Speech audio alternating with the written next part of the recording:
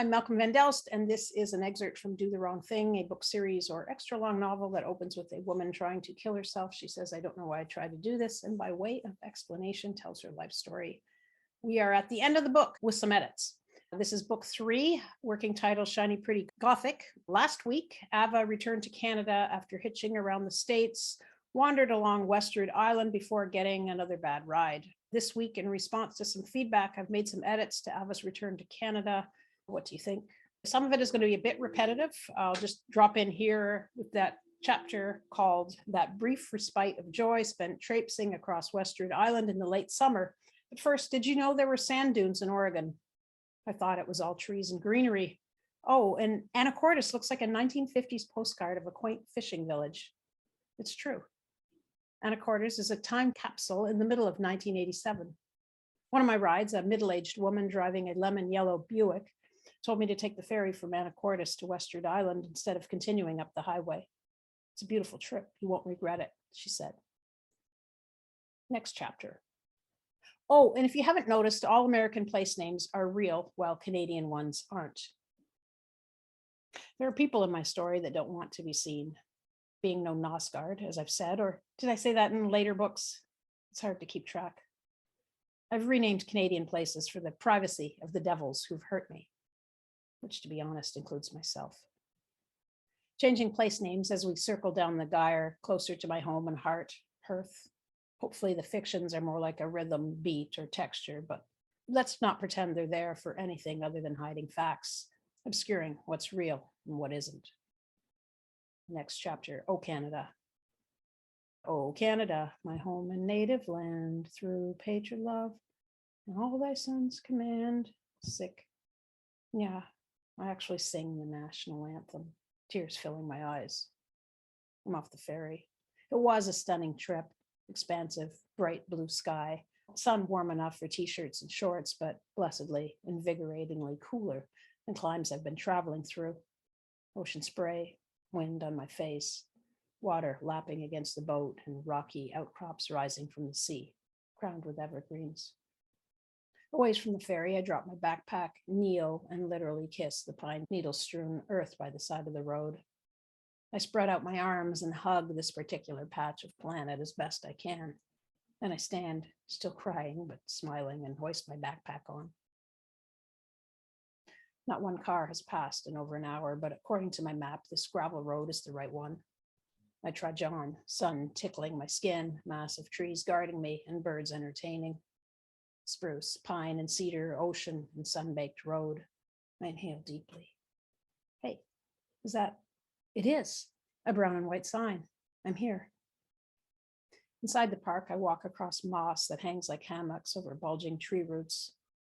It's, along with the boughs filtering the sunlight way above, tints everything, even the air, green, verdant. I take out my sleeping bag and lay it across soft moss, eat a couple granola bars and some yogurt, pack my garbage back into my backpack, not out of a desire to keep the forest clean as much as to keep insects away. I don't think about bears or mountain lions. Then I sleep, my first night back in Canada, in a huge emerald bedroom, like something out of a fairy tale. And then there's the stuff about the houseboat village and the singer who lives in a bus on the island. And then Westward. I heard it was beautiful, but standing along a highway, low gray clouds pressing down, flat, old, dirty buildings surround me. You'd think the outskirts would be beautiful too. It starts to rain. 5 o'clock, 10 hours of short rides and long waits. Where am I? 60 minutes out of Westward if I'm lucky. A truck with a morose, younger than usual driver, maybe mid-30s, stops. Then there's the episode with the trucker threatening to rape Ava. And that episode ends with, in Trammell, the bus station is a bowling alley. I buy a Greyhound ticket across the country to Concord. I'm done hitchhiking. Dryden, so small for the label city. In a hostel, which is more like an old farmhouse that rents out rooms, I stand in a bright bathroom at 3 o'clock in the afternoon. The bus for Concord doesn't leave until tomorrow. My crotch started itching a couple days ago, but it's getting worse. I take off my clothes and look. What the? Tiny black specks moving amongst my pubes. I pinch one with my fingers and bring it to my face. A bug with tiny pincers like a crab. I knew I shouldn't have bathed in that tide pool before leaving Wendy's Island. It was stagnant, and as I dried myself, I saw a small crab scurrying along the edge of it. When will I learn? Saved myself from the bracing cold of the ocean, but instead I've got these bugs. Home. I'm walking down the sidewalk in Release alongside a brick building. Everything is hard, ungiving, and dead. I miss trees. I miss nature. I feel panic, confusion, and fear. Duck around a corner, lean against a wall, and stare upwards. I shouldn't be here. When I get to the restaurant for my first shift since returning from my trip, all sound hits me at the same volume. The piped-in music, the conversations from other tables, my customers' voices as they order. Sorry, can you repeat that? The customers stare at me like I'm stupid. Tears fill my eyes. Run. Antonio, my boss, finds me in the back near the door to the kitchen. Are you okay?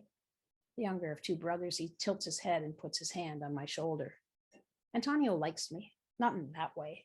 Older, but not too old. He treats me like a little sister or a daughter. I never know how to handle it.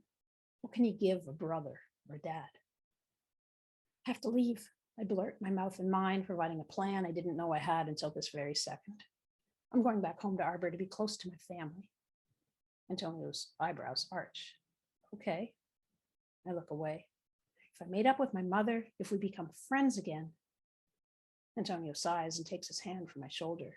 Can you finish your shift? Let's talk about this when the rush is over. The bulimia will stop. I'll have a home again. I won't be lonely. I wipe my face. Yes, I was having trouble hearing. He furrows his brow. Are you sure you're okay? I think so, yes. I straighten up. Yes, I am. I'll have to live in Arbor for work. Not that I could stand Darnell, even if I could find a job there. Antonio's brother appears at the end of the hall. What's going on? The restaurant is packed. Antonio looks at me. I'm fine, I say. When the lunch crowd has left, Antonio asks me again how I'm feeling. I need to leave, I say, staring at the floor. He sighs. Are you sure? I nod, not looking up. If you want to come back, there'll always be a job here for you, he says, softness in his voice. I'll miss you, I blurt, looking up abruptly, then away. What the hell is wrong with me? I don't even know him. How can I miss him? Pubic lice, you don't get them from tide pools, says the walk-in clinic doctor. She writes me a prescription for a lotion to kill them. You get them from having sex, or in rare occurrences from bedding. When you use the lotion, wash anything you've worn in the last 3 days, along with your bedding and towels, she adds, in hot water. I take her instructions a step further and empty my closet into 4 big black garbage bags. All those clothes that I never wear, I haul them out to the sidewalk for the garbage. I keep the black lace bustier. I'm not sure why. Maybe a small part of me still dreams of being attractive. Hopes I'll grow into it. Arbor, will you be happy there? Damien quizzes. It's so small and conservative. I don't know. I give myself 4 years. If I haven't figured out what to do with my life by then, I'll come back here or go to Concord. Damien nods as he does and says, come back for visits. I pay September's rent to Neil and Dorothy, say goodbye to them, Michelle and June, telling them all I need to go home and make up with my mother. I don't say that I feel like a child aimlessly punching clouds, not that I've never not felt like, no. When I was at Birmingham, I had a goal, and my goal here was to explore visual art. It's all falling apart, though. The center isn't holding. I need to go home, where I can make repairs.